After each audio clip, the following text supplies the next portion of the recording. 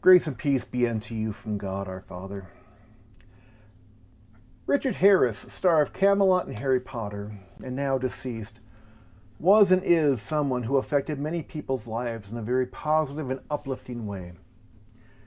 In the 1960s, many first viewed the classic movie Camelot, starring him as King Arthur and with him as Queen Guinevere was Vanessa Redgrave. What people often noted most about him was his vulnerability, his good looks, his positive portrayal as a king, and his inspirational dialogue.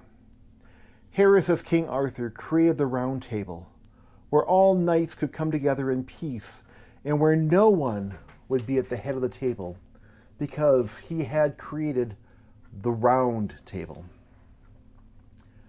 King Arthur was a doomed character, basically, because he didn't trust his instincts and his conscience. He simply didn't want to believe the worst of anyone, particularly Lancelot, his friend, and Guinevere.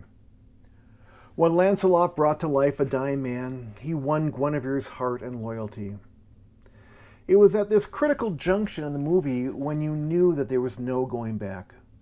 Arthur lost his kingdom, his wife, and his good friend Lancelot, along with his dream of Camelot. It's in the final scene where King Arthur is preparing for his last battle. His wife has been placed in a nunnery. Lance is gone and all looks bleak. Suddenly from the deep forest comes a young lad. He talks with the lad, and the boy starts talking about Knights of the Round Table, might for right, justice for all. King Arthur feels that with this boy, his dream of Camelot and the Round Table can go on, even after his death. He's delirious with joy that his dream might continue and shouts something to his friend Penny. His joy that Camelot and the Round Table might go on are reflected in his voice when he shouts to his good friend, "Some of the drops sparkle, Penny. Some do sparkle." It's a beautiful moment. When all looks lost around us, can we do what Arthur did in searching for that sparkle, seeing that sparkle of life? That sparkle of life has kept many of us going and helped us pursue our goals in life. Someone might say something like, "When my grandma died, I looked for that sparkle and found it when my new niece was born. I've seen that sparkle when visiting the elderly at my local nursing home. The love from the nurses to the patients and the patients to the nurses is brighter than any diamond I've seen. The sparkle in my husband's eyes when he found out that there was hope for his immune disorder brought light to us both." Finding sparkle in a friend's forgiveness can bring great peace. Nothing shines brighter than hope, that expectation of something beautiful beyond the storm. King Arthur, Camelot, you and me were all but a drop in the deep blue ocean of mankind. But sometimes those drops do sparkle, my friend. Some do sparkle. Go in peace. Serve the Lord.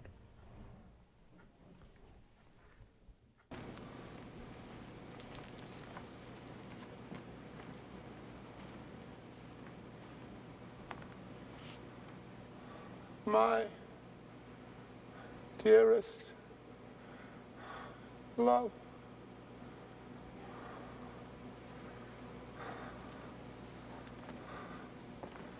Who's there? Who's there? Come out. Come out, I said, come out. Forgive me, Your Majesty. I was searching for the Sergeant of Arms and got lost. I didn't wish to disturb you. Who are you? You ought to be in bed. Are you a page? I stowed away on one of the boats, Your Majesty. I came to fight for the Round Table. I'm very good with the bow. And do you intend to kill people with this bow of yours? Oh, yes, my lord. A great many, I hope.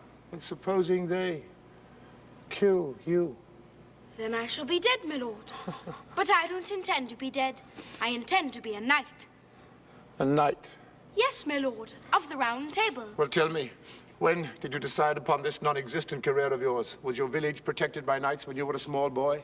Your father, did he serve a knight? Or your mother, was she saved by a knight? Oh, no, my lord. I had never seen a knight until I stowed away. I only know of them, the stories people tell.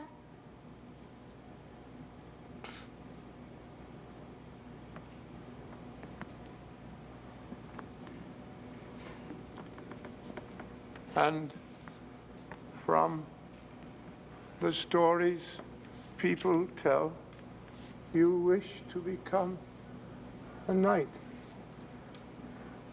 Tell me what you think you know of the knights and the Round Table. I know everything, my lord. Might for right, right for right, justice for all. A round table where all knights would sit. Everything.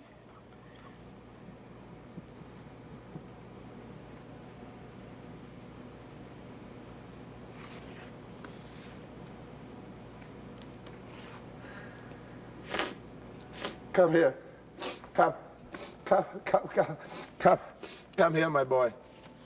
What is your name? It is Tom, my lord. And where's your home, Tom? In Warwick, my lord. Now listen to me, Tom of Warwick. You will not fight in the battle tonight, do you understand?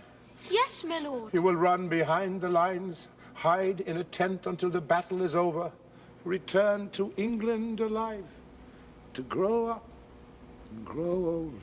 Yes, my lord. And for as long as you live, you will remember what I, the king, tell you, and you will do as I command. Yes, my lord.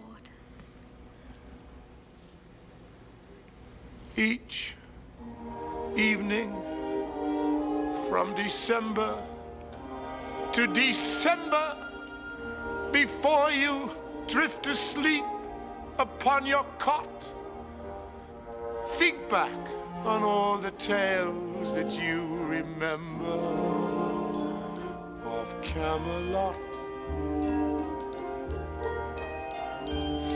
Ask every person if he's heard the story, and tell him strong and clear if he has not, that once there was a fleeting wisp of glory called Camelot. Camelot. Camelot. Now say it out with love and joy.